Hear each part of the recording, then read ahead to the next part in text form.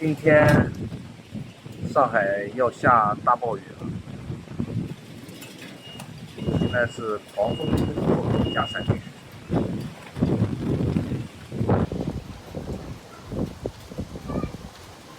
我一会儿给它上面塞一块泡沫，能帮它挡掉绝大部分的雨水。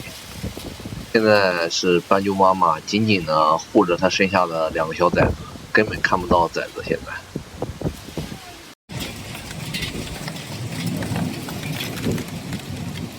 现在给大家看一下暴雨中的斑鸠。现在值班的是斑鸠妈妈，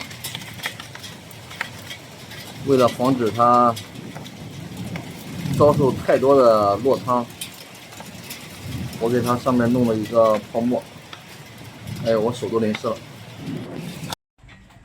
这个雨现在太大了，我没法打开窗户，因为这个泡沫是隔在玻璃和栅栏之间，现在只能隔着玻璃看一下。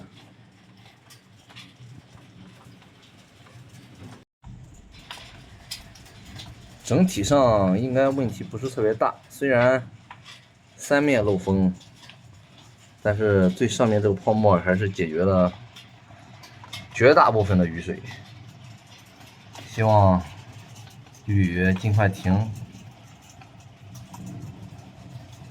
小斑鸠茁壮成长。